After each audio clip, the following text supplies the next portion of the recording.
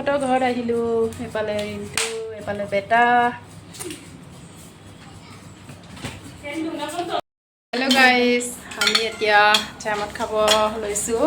এইফালে আমাৰ ৰিণ্টুৱে আমাৰ কাৰণে এতিয়া এইফালে ৰেডি কৰি থৈছে চাহমদ আৰু জাবৰা চব্জিৰ লগত গাহৰি মাংস। আৰু লগতে আমাৰ ছোৱালীও আহিছে। এয়া নগাঁৱৰ পৰা তাই আহি আছেগৈ।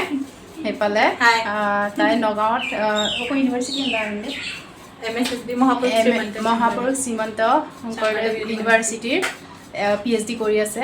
তাই আজি আহি আছেগৈ। আমাৰ ঘৰত আহিছিলে। ঘৰত মই ৰাস্তাতে লগ পাই ইয়াক আনিছোঁ ৰিণ্টুহঁতৰ ঘৰত। সেইফালে ধুনীয়াকৈ বনাই থৈছে। সেইফালে দেখুৱাই আছোঁ ভালকৈ।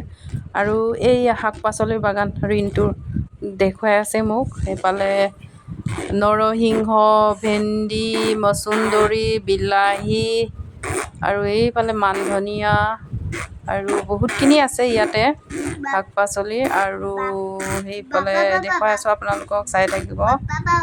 আৰু অলপ আগতে এতিয়া ভোট জলকীয়া দেখুৱাম দেই। এইফালে ভোট জলকীয়া কেনেকৈ লাগি আছে ৰিণ্টুৱে। এইফালে ভোট জলকীয়া লাগি আছে। ইয়াৰ পৰা মোক দুটামান ছিঙি দিছে, মই ঘৰত লৈ গৈ আছোঁ। আৰু সেইটো পাৰ্টত বেলেগ মানুহৰ ঘৰৰ শাক পাচলিৰ বাগান এইফালে আছে।